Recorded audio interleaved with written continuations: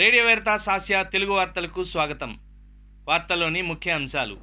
పాత్రికేయుల స్థిరత్వం మరియు సహనానికి ధన్యవాదాలు తెలిపిన పరిశుద్ధ ఫ్రాన్సిస్ పోప్ గారు. విశ్వాసం ఆనందాన్ని మరియు స్వేచ్ఛను కలిగి ఉంటుంది అని చెప్పిన ఫ్రాన్సిస్ పోప్ గారు. అమరవీరుల దినోత్సవాన్ని నిర్వహించిన all India Catholic union. Conference of diocesan priests of India సిడిపిఐకు అధ్యక్షుడి ఎన్నిక. వ్యక్తులు ఆశీర్వదింపబడతారు, కానీ వారి బాంధవ్యం కాదు అని చెప్పిన పోప్ ఫ్రాన్సిస్. బాలయేసు నగర్లో ఘనంగా ప్రారంభమైన అద్భుత బాలయేసు మహోత్సవం. బెంగళూరులో conference of Catholic bishops of India CCBI 35వ ప్లీనరీ అసెంబ్లీ సమావేశం. ఘనంగా మొదలైన గుణదల మేరీమాత శతవసంత వేడుకలు. జర్నలిస్టులకు వారి స్థిరత్వం మరియు సహనం కోసం పరిశుద్ధ ఫ్రాన్సిస్ పోప్ గారు ధన్యవాదాలు తెలిపారు. జనవరి 22న వాటికన్కు గుర్తింపు పొందిన ఇంటర్నేషనల్ అసోసియేషన్ ఆఫ్ జర్నలిస్ట్ సభ్యులతో తన సమావేశంలో విభజనలు మరియు విభేదాలకు బదులుగా జ్ఞానం మరియు కమ్యూనికేషన్ యొక్క వంతెనలను నిర్మించడంలో వారి స్థిరత్వం మరియు సహనానికి వారికి పోప్ ఫ్రాన్సిస్ గారు ధన్యవాదాలు తెలిపారు. 80 ఏళ్ల లూయిగి అక్టాటోలీ గురించి ప్రస్తావించారు. ఆయన వాటికానిస్తాగా సవాళ్లు ఉన్నప్పటికీ మానవత్వాన్ని ప్రేమించడానికి మరియు వినయాన్ని నేర్చుకోవడానికి ఇది ఒక అందమైన ప్రోత్సాహాన్ని కలిగి ఉంది అని ఆయన అన్నారు. ఈ సమావేశంలో విభజనలు మరియు విభేదాలకు బదులుగా జ్ఞానం మరియు కమ్యూనికేషన్ యొక్క వంతెనలను నిర్మించడంలో పాత్రికేయుల స్థిరత్వము మరియు సహనానికి పోప్ ఫ్రాన్సిస్ గారు ధన్యవాదాలు తెలిపారు. కాసా శాంటా మార్టాలో దివ్య బలి పూజ సందర్భంగా పోప్ ఫ్రాన్సిస్ గారు విశ్వాసం ఆనందాన్ని మరియు స్వేచ్ఛను కలిగి ఉంటుందని వివరించారు. మరోవైపు దృఢత్వం అసౌకర్యాన్ని కలిగిస్తుంది, చరిత్రలో చాలాసార్లు పిడివాదం భావజాలంగా మారిందని అన్నారు.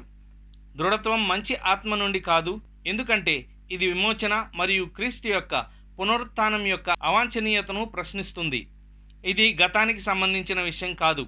శ్రీసభ అంతటా ఇది పునరావృతమైంది. వారి దృఢత్వానికి ప్రసిద్ధి చెందిన పెలాజియన్ల గురించి మరియు మన కాలం గురించి కూడా ఆలోచిద్దాం అని పోపు గారు చెప్పారు. పరిశుద్ధ ఫ్రాన్సిస్ పోప్ గారు మాట్లాడుతూ, దృఢత్వం ఉన్న చోట దేవుని ఆత్మ ఉండదు, ఎందుకంటే దేవుని ఆత్మ స్వేచ్ఛకు మారు రూపం అని అన్నారు. విశాఖ అతిమేత్రాసనం విశాఖపట్నంలో ఆల్ ఇండియా క్యాథలిక్ యూనియన్ మరియు సెయింట్ పీటర్స్ ఉమెన్ కమిషన్ వారు జాతీయ అమరవీరుల దినోత్సవాన్ని నిర్వహించారు.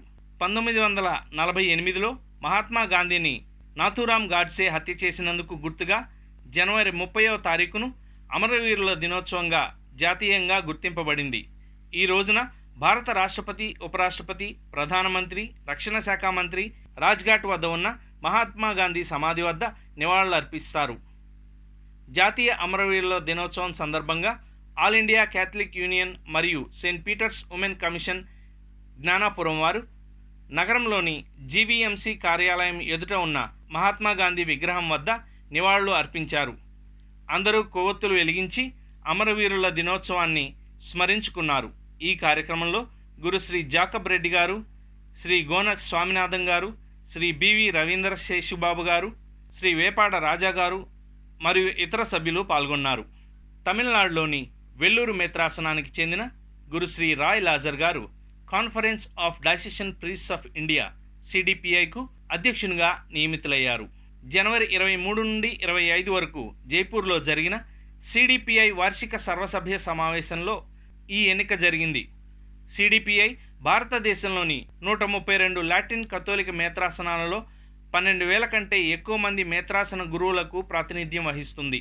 గురుశ్రీ రాయ్ లాజర్ గారు సెప్టెంబర్ 28, 1959న జన్మించారు. పాస్టల్ మరియు ప్రాక్టికల్ వేదాంత శాస్త్రం మరియు అప్లైడ్ రిలీజియన్ రంగాలలో విశిష్ట సేవలను అందించారు. ఆయన పిహెచ్డితో సహా వివిధ డిగ్రీలను కలిగి ఉన్నారు.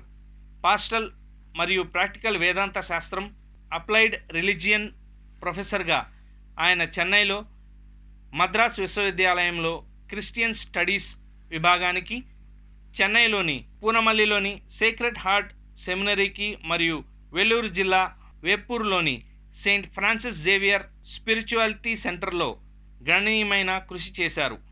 వేప్పూర్లోని సెయింట్ జోసెఫ్ మెట్రిక్ మరియు హయ్యర్ సెకండరీ స్కూల్ మరియు షెయిన్ అకాడమీ ఆఫ్ ఎడ్యుకేషనల్ ఎక్సలెన్స్తో సహా విద్యా సంస్థలకు కరస్పాండెంట్గా మరియు డైరెక్టర్గా విద్య పట్ల తనకున్న మక్కువను చాటారు.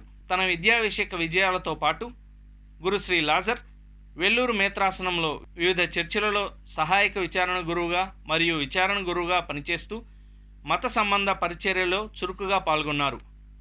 పరిశుద్ధ ఫ్రాన్సిస్ పోప్ గారు dicastery for the doctrine of faith సభ్యులతో సమావేశమయ్యారు. స్వలింగ జంటల ఆశీర్వాదంపై వారి తాజా ప్రకటన ప్రపంచవ్యాప్తంగా మిశ్రమ స్పందనను రేకెత్తించింది. డికాస్ట్రీ ప్రిఫెక్ట్ కార్డినల్ విక్టర్ మాన్యుయల్ ఫెర్నాండెస్కు అనుగుణంగా ఉన్న ఫిడ్యూసియా సప్లికెన్స్ అనే డాక్యుమెంట్లో పరిశుద్ధ ఫ్రాన్సిస్ పోప్ గారు 2 విషయాలను గుర్తు చేశారు.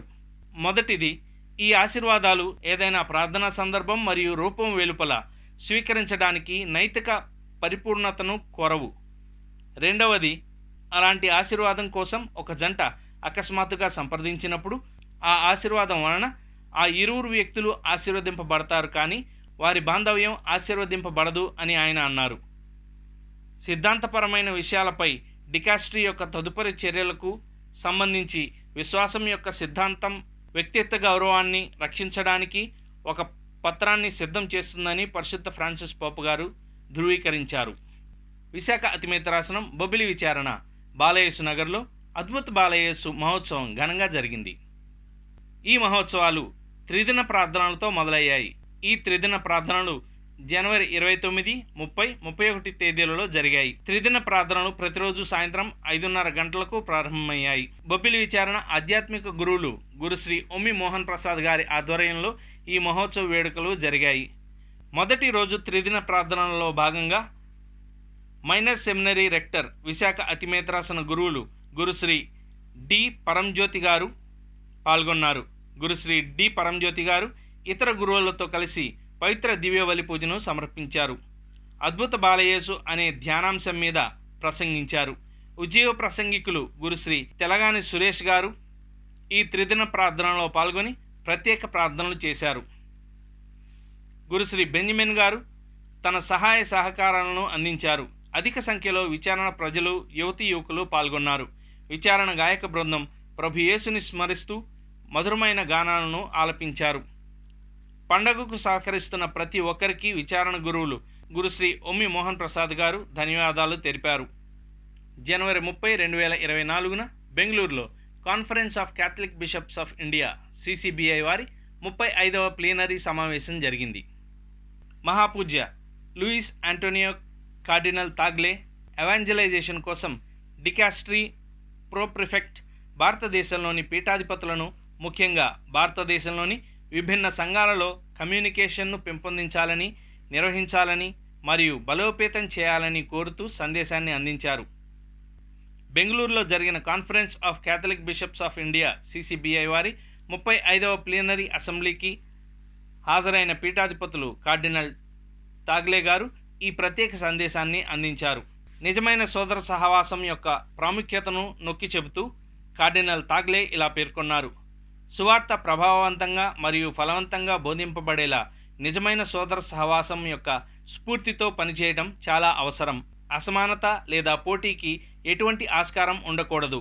ప్రతి సంఘం యొక్క లక్ష్యం క్రీస్తుని యొక్క నమ్మకమైన శిష్యులుగా ఉండటం ద్వారా క్రీస్తు జీవితానికి సాక్ష్యమివ్వడం అని ఆయన అన్నారు.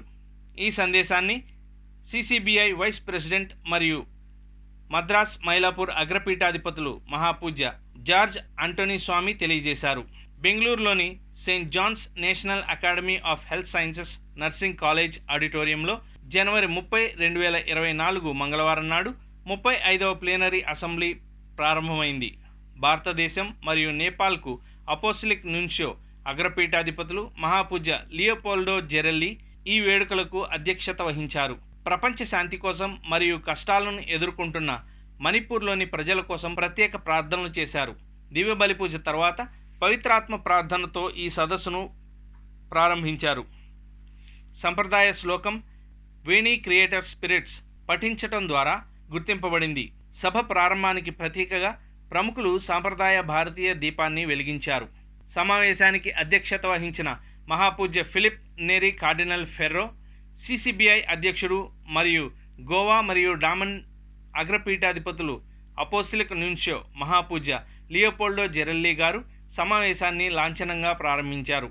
సిసిబిఐ వైస్ ప్రెసిడెంట్ మరియు మద్రాస్ మైలాపూర్ అగ్రపీఠాధిపతులు మహాపూజ్య జార్జ్ అంటోనీ స్వామి గారు సభకు స్వాగతం పలికారు. సిసిబిఐ వార్షిక నివేదికను సిసిబిఐ సెక్రటరీ జనరల్ మరియు ఢిల్లీ అగ్రపీఠాధిపతులు మహాపూజ్య అనిల్ కౌటో సమర్పించారు. CCBI deputy secretary general reverend doctor Stephen Alathara ధన్యవాదాలు ప్రతిపాదించారు. హైదరాబాద్ అగ్రపీఠాధిపతులు మహాపూజ్య కార్డినల్ పూల అంతోని గారు ప్రార్థనతో ప్రారంభ సమావేశాన్ని ముగించారు. అసెంబ్లీ సందర్భంగా ఇటీవల నియమితులైన పీఠాధిపతులను సభ్యులుగా స్వాగతించారు మరియు కాన్ఫరెన్స్లో మరణించిన సభ్యులకు గౌరవం మరియు స్మారక చిహ్నంగా ఒక క్షణం మౌనం పాటించారు. ప్రపంచవ్యాప్తంగా కథోలికులందరినీ అనుసంధానపరచడానికి రూపొందించిన మొబైల్ యాప్ ప్లాట్ఫామ్ క్యాథలిక్ కనెక్ట్ను అధికారికంగా ప్రారంభించారు. ఈ యాప్ అత్యవసర సేవలతో పాటు ఆధ్యాత్మిక వనరులు, సంబంధిత వార్తల సమాచారం, ఆరోగ్య బీమా, విద్య, ఉద్యోగాలు మొదలైన సదుపాయాలను అందిస్తుంది.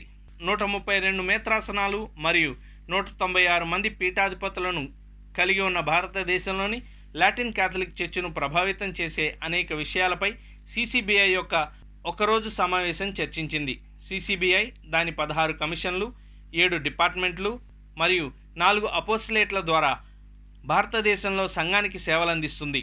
విజయవాడ మేత్రాసనం గుణదలమాత పుణ్యక్షేత్రం శతవసంత వేడుకలను జనవరి 31వ తారీఖున విజయవాడ పీఠాధిపతులు మహాపూజ్య తెలగతోటి జోసెఫ్ రాజారావు గారు ప్రారంభించారు. జనవరి 31 బుధవారం 2024 మధ్యాహ్నం 2:30 గంటలకు పునీత పౌలుగారి కేథడ్రల్ నుండి గుణదల లూర్దుమాత పుణ్యక్షేత్రం వరకు గుణదల లూర్దుమాత స్వరూపంతో మహా ఊరేగింపు జరిగింది.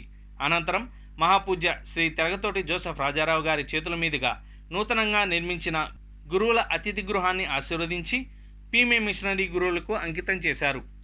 గుణదల లూర్దుమాత పుణ్యక్షేత్ర వ్యవస్థాపకులకు స్మృతివనం ప్రారంభించారు. సాయంత్రం 5 గంటలకు మహాపూజ్య తెలగతోటి జోసెఫ్ రాజారావు గారు పతాక ఆవిష్కరణ చేసి నవదిన ప్రార్థనలు ప్రారంభించారు. గుణదలమాత ప్రధాన దేవాలయం నుండి గుణదలమాత కొండ మీద గుహ వరకు పలువురు గురువులు మరియు విశ్వాసులు జపమాల ధ్యానం, క్రొవ్వొత్తులతో దివసప్రసాద ఊరేగింపు నిర్వహించారు.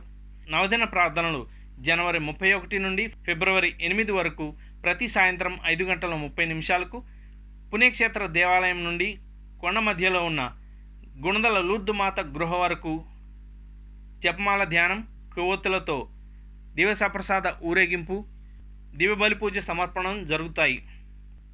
ఈ వార్తలు ఇంతటితో సమాప్తం. మరిన్ని విశేషాలతో మరలా కలుసుకుందాం. అంతవరకు చూస్తూనే ఉండండి రేడియో వెరితాస్ ఏషియా తెలుగు.